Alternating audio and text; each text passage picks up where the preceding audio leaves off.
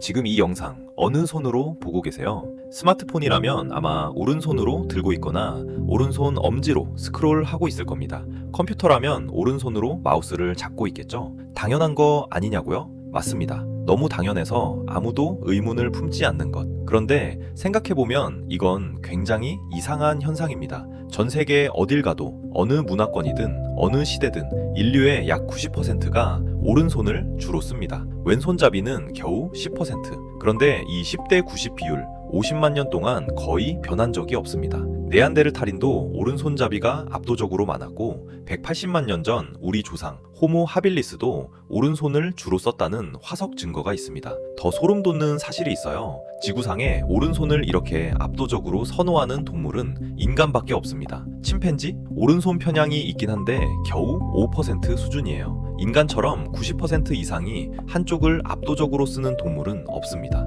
그렇다면 왜 인간만 이렇게 됐을까요? 왜 오른손잡이가 됐을까요? 그리고 오른손잡이가 압도적으로 많은데 왜 왼손잡이는 사라지지 않고 10%가 꿋꿋이 유지되는 걸까요? 오늘 우리 몸에 새겨진 가장 오래된 비밀을 파헤쳐 보겠습니다.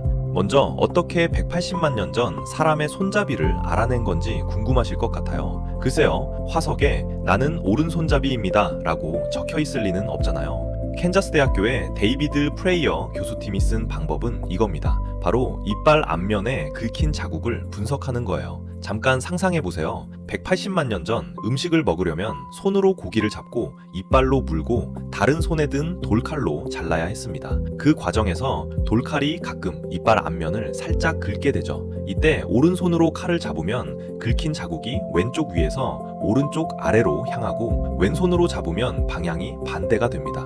탄자니아에서 발굴된 180만 년 전 호모 하빌리스의 이빨 화석, 거기서 발견된 긁힌 자국들은 대부분 오른손잡이 방향이었습니다. 그리고 네안데르탈인 27명의 이빨을 분석했더니 약 93%가 오른손잡이 패턴이었어요. 오늘날 현생 인류의 90%와 거의 일치합니다. 즉 180만 년 전부터 지금까지 오른손잡이 비율이 놀랍도록 일정하게 유지돼 왔다는 겁니다.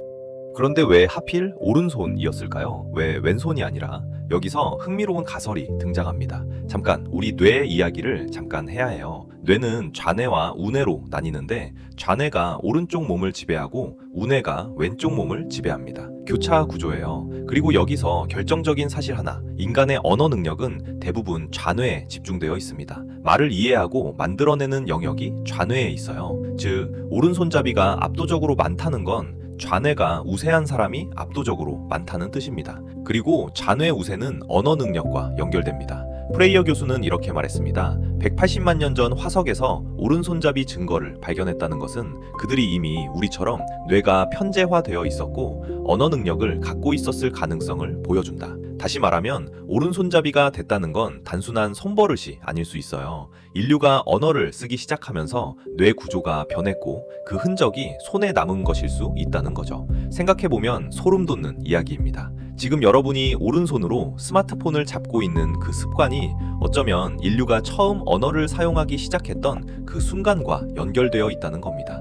그런데 여기서 더 흥미로운 질문이 생깁니다. 그렇다면 왼손잡이는 뭘까요? 왜 10%는 굳건히 왼손잡이로 남아있는 걸까요? 오른손잡이가 압도적으로 유리하다면 진화 과정에서 왼손잡이는 도태되어야 하지 않을까요? 그런데 50만 년이 지나도록 왼손잡이가 사라지지 않고 10%를 유지한다는 건 왼손잡이에게도 뭔가 생존에 유리한 점이 있다는 뜻입니다. 그게 뭘까요? 바로 희귀성의 이점입니다. 직접 맞붙는 격투, 전투, 스포츠를 생각해보세요. 오른손잡이는 살면서 대부분 오른손잡이 상대를 만납니다. 그래서 오른손잡이의 움직임에 자동으로 익숙해져요. 그런데 왼손잡이를 만나면 갑자기 방향이 반대가 됩니다. 익숙한 패턴이 깨지는 거예요. 적응이 안 되죠. 실제로 대결 스포츠 데이터를 보면 테니스, 복싱, 펜싱, 야구 같은 1대1 대결 종목에서 왼손잡이의 비율이 일반 인구보다 훨씬 높게 나타납니다.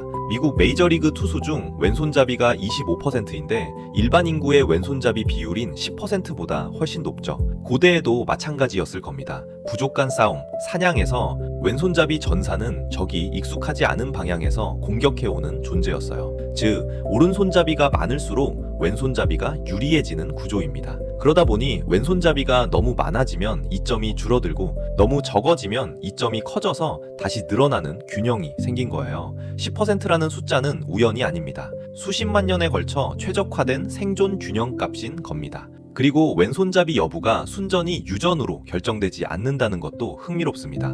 유전 영향이 약 25%밖에 되지 않아요. 나머지 75%는 태아 발달 과정의 호르몬 환경, 우연한 요인들이 영향을 줍니다. 일란성 쌍둥이의 20%가 서로 다른 손잡이인 것도 이 때문이에요. 이 말은 왼손잡이를 오른손잡이로 교정하려는 시도가 얼마나 무의미한지를 보여주기도 합니다. 단순한 버릇이 아니라 뇌 구조와 연결된 특성이거든요. 정리해보면 이렇습니다. 오른손잡이가 압도적으로 많은 건 인류가 언어를 발달시키면서 좌뇌가 우세해진 것과 연결되어 있을 가능성이 높습니다.